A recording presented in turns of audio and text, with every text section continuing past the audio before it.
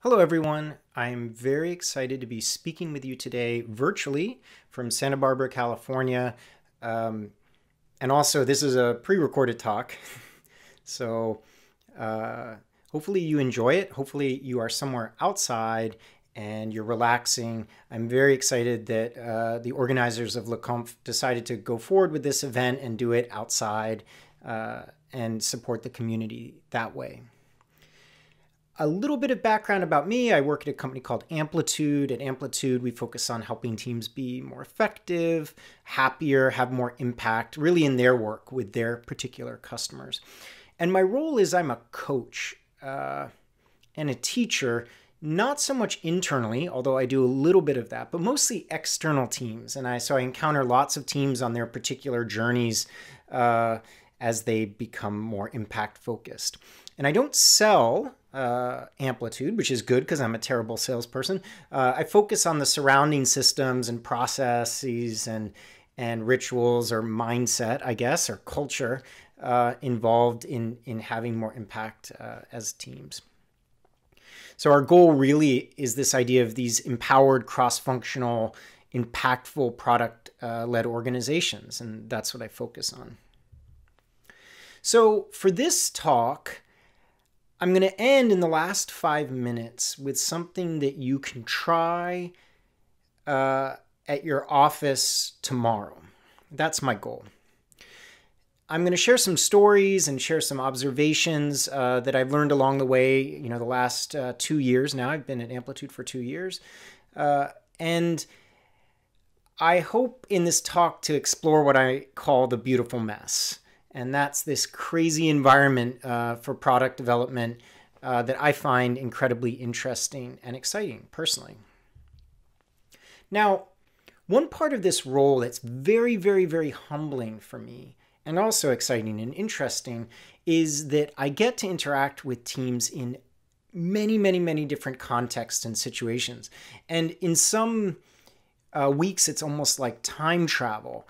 Or teleportation, right? It's like I'm traveling through decades. There'll be some companies where it feels like it's 2004 and some companies where it feels like it's 2020. There's big companies, small companies, 2 people in a room, 20,000 people, some companies that don't even describe themselves as tech companies.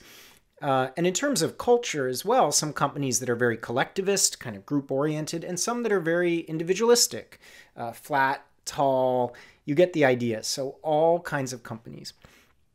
And I would say that no matter which company I'm talking to, I tend to find what I would call the change agents in the company. And those are the people who are trying to nudge their organization in a different direction or maybe to improve. And so those are the people I connect with.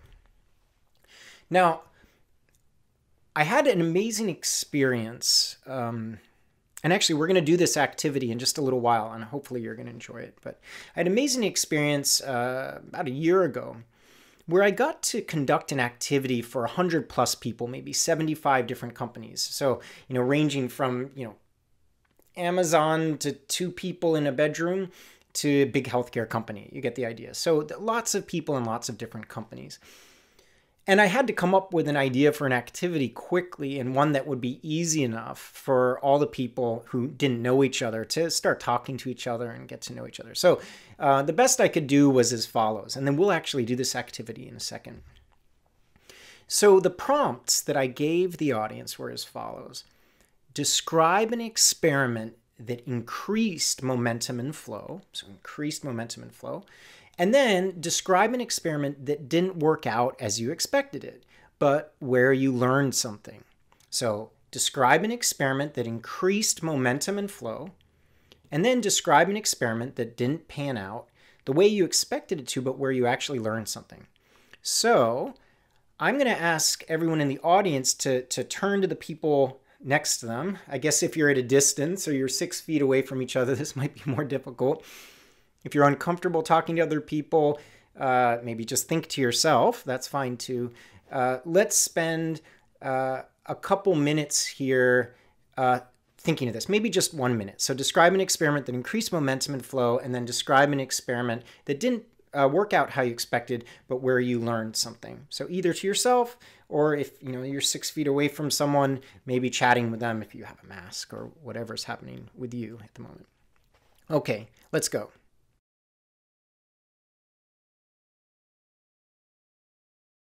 Okay.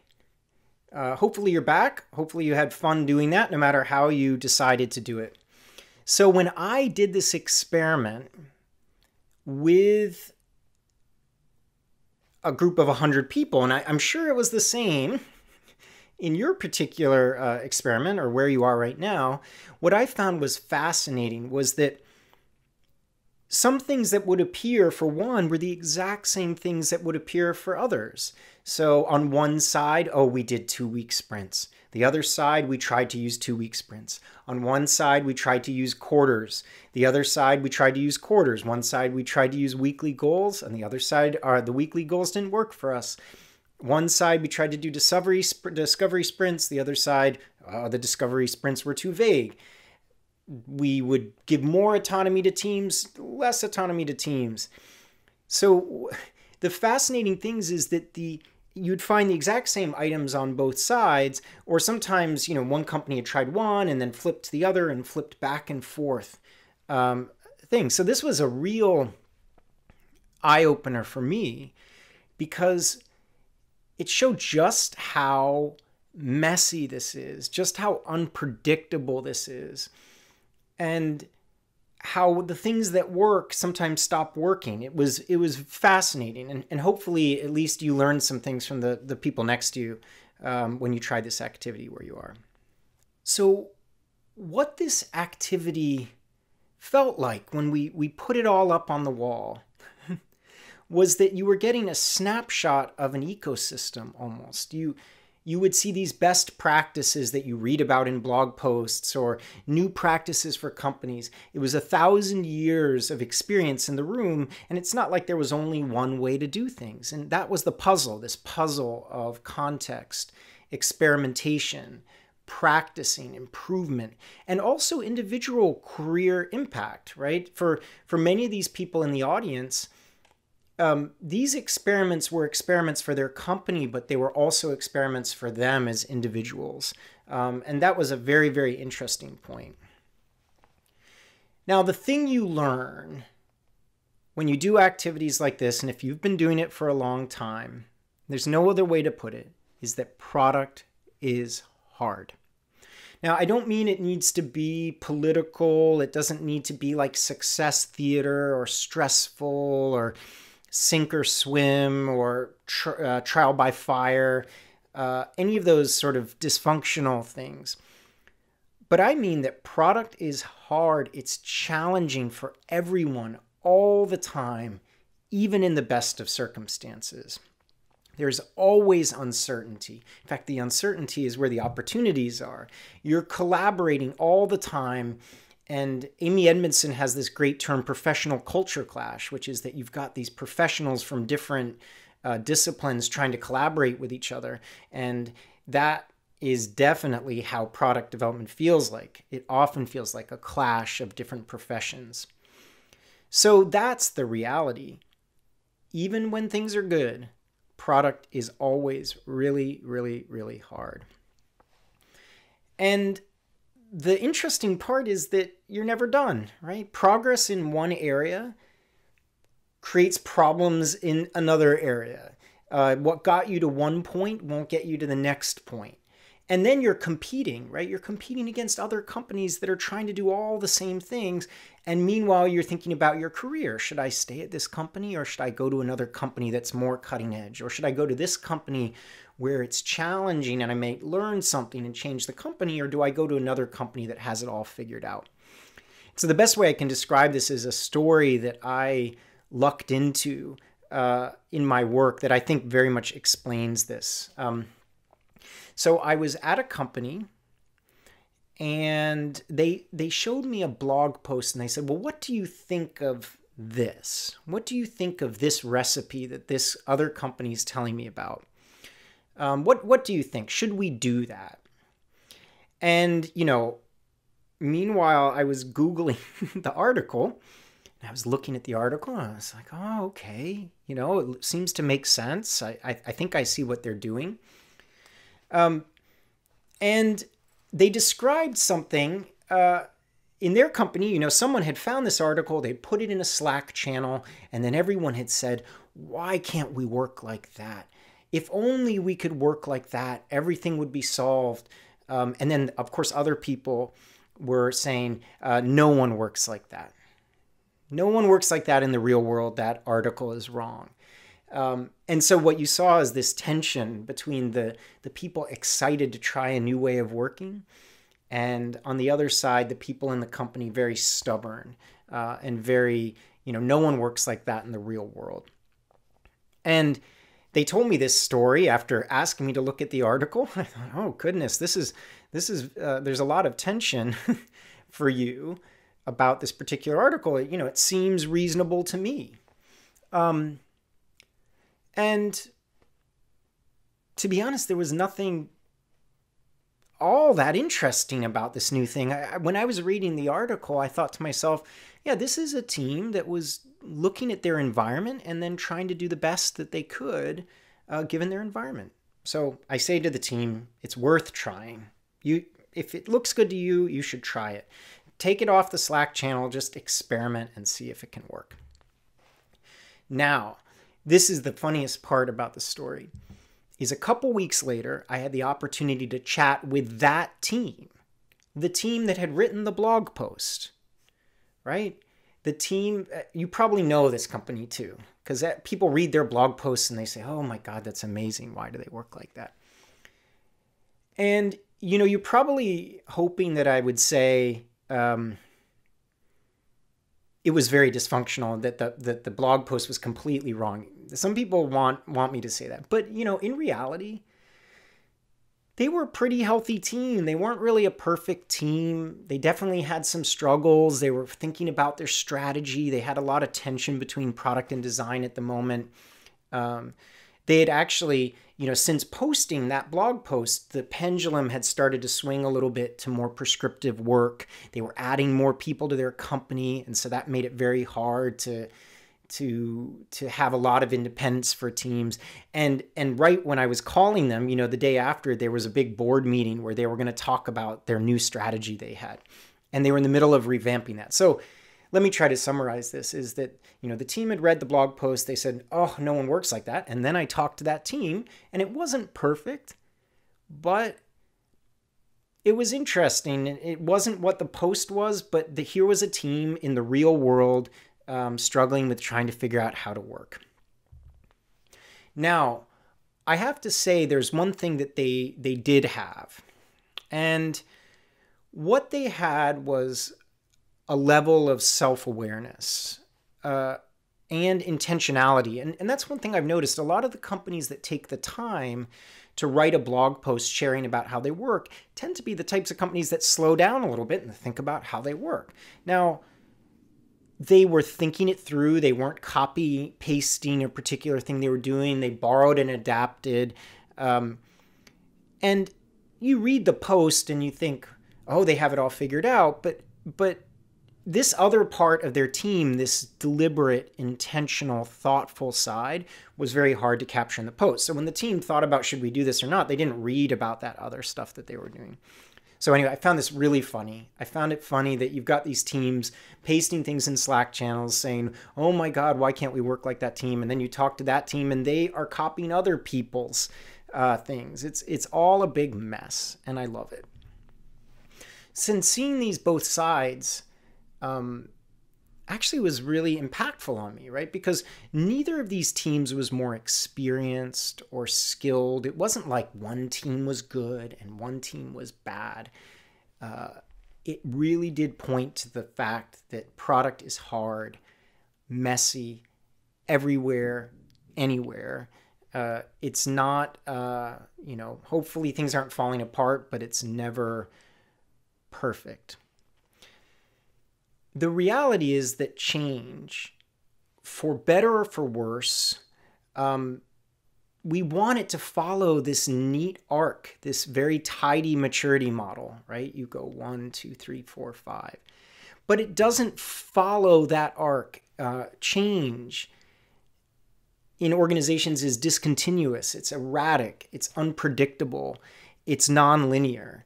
And that's the reality when you talk to lots of teams, that's how it works. It's not, things don't just go in a neat little line. Sometimes a team will work for years, putting the pieces in place, and something external will happen, like COVID or something, and turn the whole company upside down. And then that becomes the way that they create the change.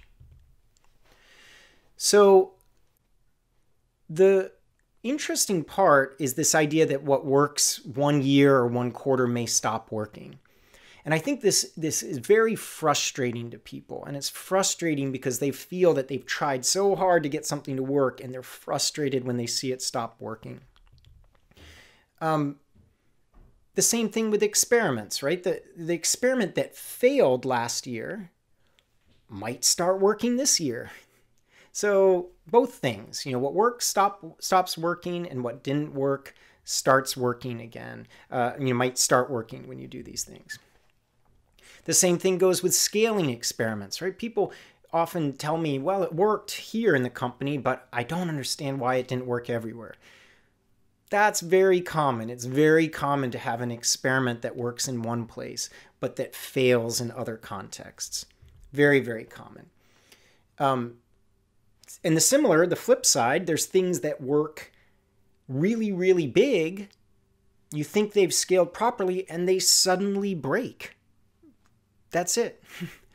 And this speaks to what Barry O'Reilly calls unlearning, or other people, point to, is that your biggest challenge is often your past successes. This is very challenging. This is a very big part of this beautiful mess.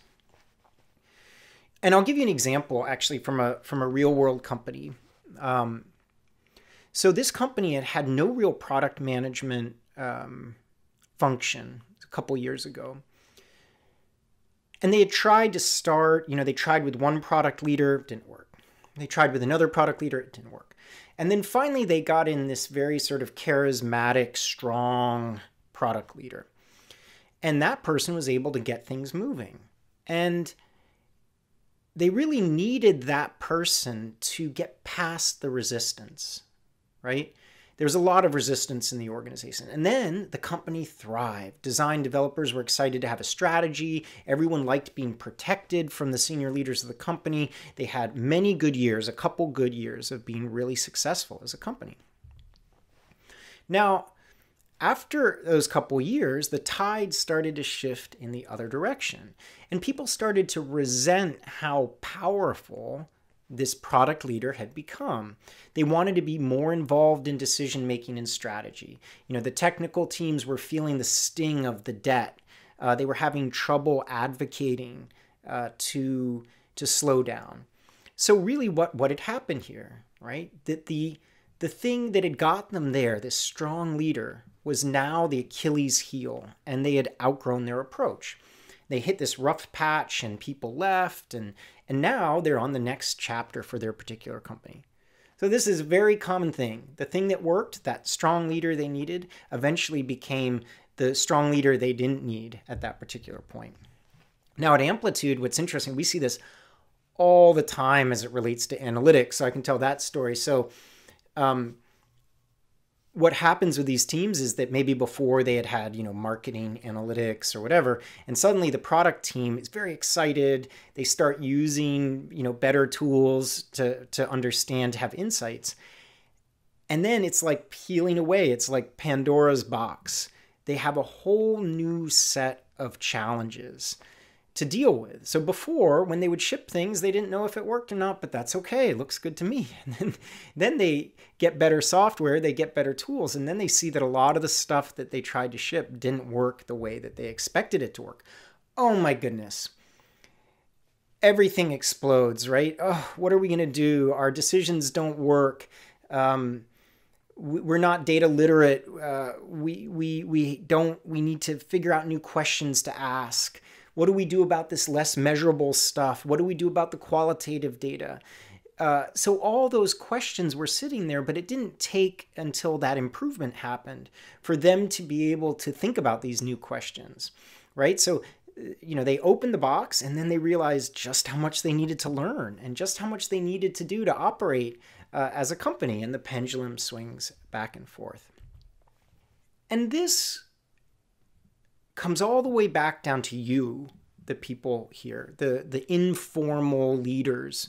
Maybe you don't have the authority in your company. You're thinking about your needs professionally, and you're thinking about the company. You want to maybe work at a more cutting edge company. And even your own relationship to your company is messy. So real world change on the personal level all the way up to the company level is messy in these types of systems. Which really brings us to practice. Navigating these complex environments takes practice. You can't just install one way of working. We're going to do OKRs now, for example. This takes practice. Even people who are very, very, very experienced in one environment have trouble in other environments doing this. So it really is, in many cases, also about practicing how to practice, right? So even practicing how to train is something that we need to do. You have to figure out as teams how to make these practices your own. A lot of things that people ask me about: OKRs, discovery sprints, one-pagers. We tried those once, they don't work. We need to try something else. Or everyone was excited in the company that they're going to do OKRs, and then, I don't know, we just kind of go through the motions. I don't even know why we do them anymore. We try to do those things. They quit too early, or maybe worse, they keep doing the thing as they're doing it. So you see these with teams all the time, looking for the recipes that they're going to put in place.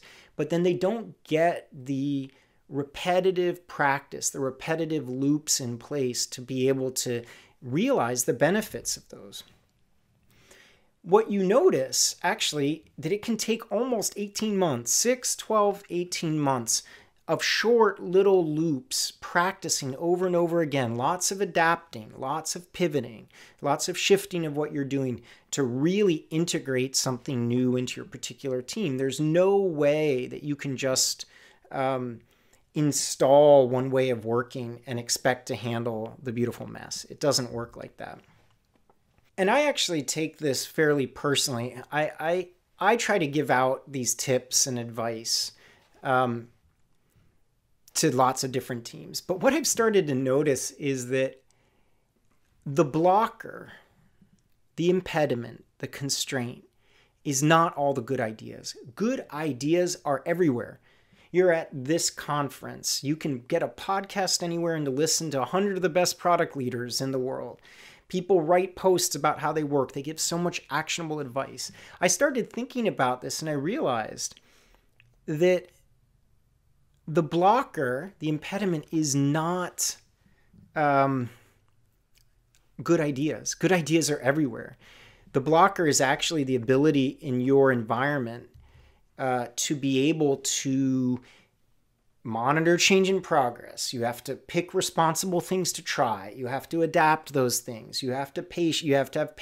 You have to have safety, humility, experience. You have to run this cycle over and over again. It's not that no one's telling you good things to try. Those things are everywhere. It's actually the company's ability to give them a try and experiment with them that becomes the real blocker. So let's quickly summarize where we are right now. The product community is an amazing place to operate. We're all on this amazing journey. Product is fun, it's unpredictable, it's challenging. Change doesn't go in a straight line, it goes like this. Our strengths turn into weaknesses, and for all of you, being a change agent is not easy. We need to figure out how to practice as a company. So that's the recap to think. So here's what I want you to do on Monday. And what this will help you do is will help you put in place this intentional focus on experimentation. It will help you limit change in progress, and it will help you make room to practice. Give your company room to actually try these things, which is the important point. But before I jump into that, I wanted us to pause. I think that these conversations would be good. And I wanted to ask you a question before we go into the last part of the presentation. And the question I wanted to ask everyone to discuss among themselves is, what have you done in your environment to make practicing new things safer and practicing new things less threatening for other people in the organization? And so that's really hard. So the first question I asked you to discuss is, what experiments did you run and which ones worked and which one didn't work? But this question is a little different. What I want you to focus on before we go into the last part of the talk is, what experiments have you run to make experimenting safer and to make experimenting less threatening? So we'll wait a couple minutes and you discuss that, and then we'll jump into the last part of the talk.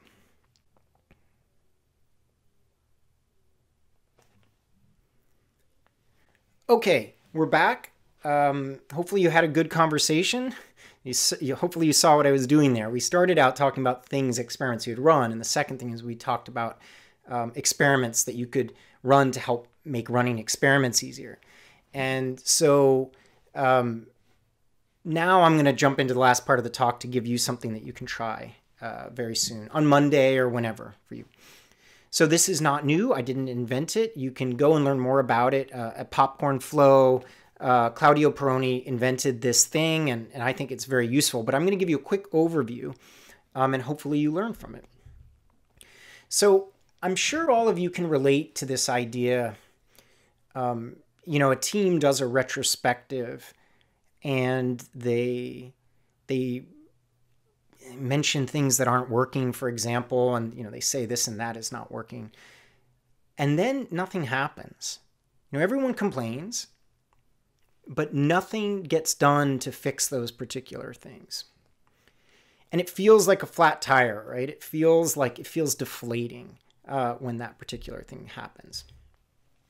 So what I suggest is to use this approach called popcorn flow. If you don't already know about it, many of you probably do, but I think it's very helpful. So popcorn stands for problems and observations, options, possible experiments, committed, ongoing, review, next. So that's popcorn. Maybe you have popcorn. Maybe you're eating popcorn tonight. That would be great. And what you're going to want to do is you're going to want to set up a board, a Kanban board that has these letters up on the top. Popcorn. I'm just noticing now, after 30 minutes of talking, that says quapcorn with a Q, but the first letter should be a P. I've gotten through the talk now, so I'm just going to mention I'm sorry about that. So set up a board that looks like this with popcorn along the top. And let me explain how it works. So the first thing you do is that under P, you put observations and problems. And don't put too much pressure on your team to find the underlying reason or the root cause. It could be as simple as, we're tired. We need to share wins. We need to take care of ourselves better during COVID. And then what you want to do is you want to prioritize that list. So let's say we prioritize kickoffs are not inspiring and don't align the team. So maybe that's our thing. So you identify one of those items. And then you think about 3 options for how to learn more about or influence or unravel or nudge or whatever you want to do with that particular thing. Now, doing nothing is always an option. So I always like to say, add one item that says doing nothing. So maybe our options are things like better facilitator training. We could shorten kickoffs. We could have a 1-week cool-off period, maybe after every effort, so that people can, get organized again. And if you're having trouble coming up with options, you could always ask an outsider to help you. What options aren't you considering? And then what you do is you frame specific experiments you can run. By specific, I mean that they have a beginning, middle, and end. They have an action. They have an expectation. Who will be involved in participating in the experiment? What are you on the lookout for? How will you know that it's going wrong? So maybe, ours is like, for the next 3 efforts, we're going to add 1-week buffer. The duration is 3 efforts, so maybe around a month. And our expectation is that people are more relaxed and able to focus. So we try to be very specific with our experiment.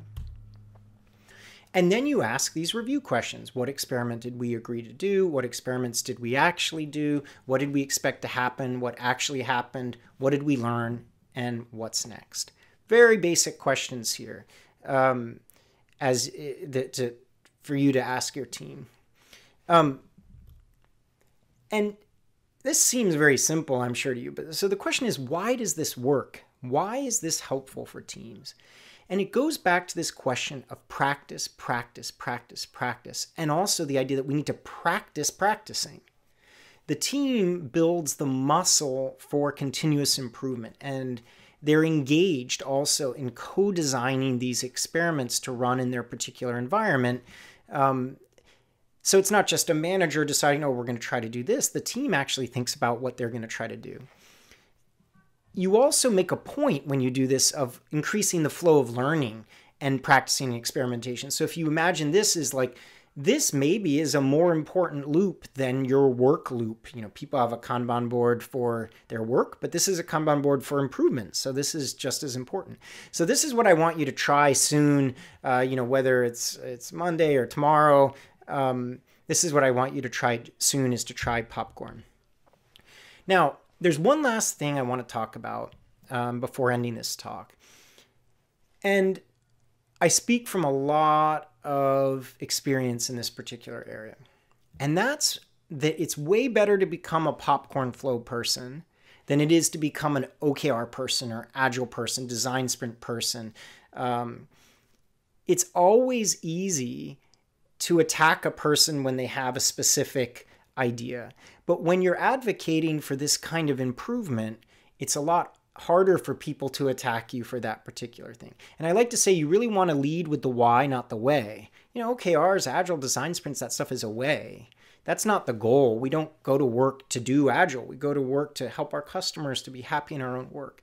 So it's very important to try to keep the why in mind and not become just focused on a particular framework.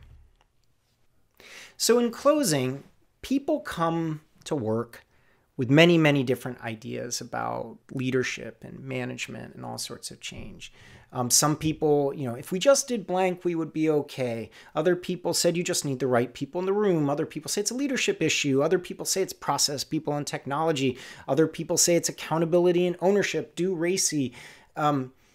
Other people say, well, everything's contextual. Expertise is dead. You have to learn every day. And everyone comes with their biases into the work situation that we're working in.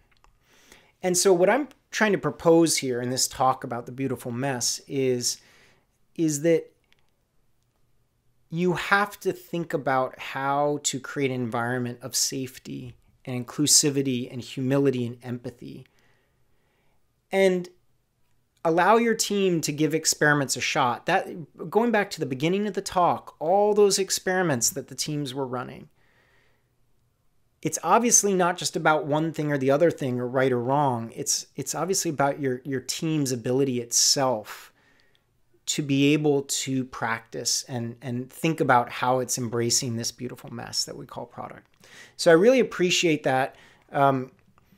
I left 2 blocks for conversations. I wanted to make sure that you had a little bit of time to discuss this if it's interesting to you. I very much appreciate Dragos and the team for inviting me to give this talk virtually. It would have been impossible for me to fly to Paris for this, and hopefully you're enjoying a beautiful night. And stay safe and stay healthy. Thank you so much.